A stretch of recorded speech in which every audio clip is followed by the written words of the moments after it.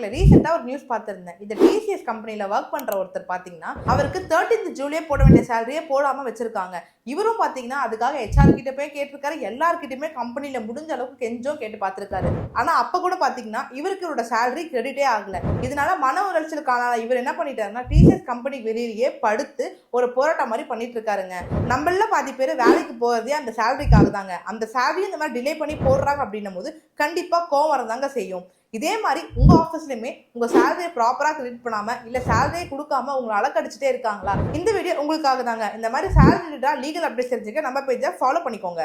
First நீங்க பண்ண வேண்டிய விஷயம் ஹெச்ஆருக்கு மெயில் போடுங்க. மெயில் போட்டு எதனால சேலரி டிலே ஆகுதுன்னு கேட்டு பாருங்க. நீங்க அப்படி கேட்டுமே உங்களுக்கு அவங்க ப்ராப்பர் ரெஸ்பான்ஸ் பண்ணாம இருக்காங்க அப்படின்னும் பொழுது லேபர்ஸ் லாஸ் படியும் then payment of wages act படியும் பாத்தீங்கன்னா உங்களுக்கு கரெக்ட் டைம்ல சேலரி கொடுத்துருக்கணுங்க.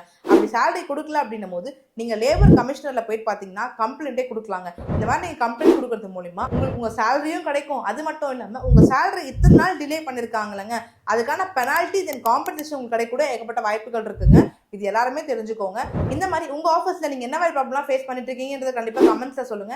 இந்த மாதிரி உங்களுக்கு சேலரி கரெக்ட் டைம்ல கிரெடிட் ஆகுதா இல்லையான்றத கண்டிப்பா எல்லாரும் சொல்லுங்க. இதே மாதிரி சேலரி கிரெடிட் ஆகாம கஷ்டப்பட்டு இருக்க உங்க ஃப்ரெண்ட்ஸ் கண்டிப்பா ஷேர் பண்ணுங்க. இந்த மாதிரி லீகல் அவேர்னஸ் இருக்கு அப்படின்றத உங்களுக்கு தெரியப்படுத்துங்க. தேங்க்யூ.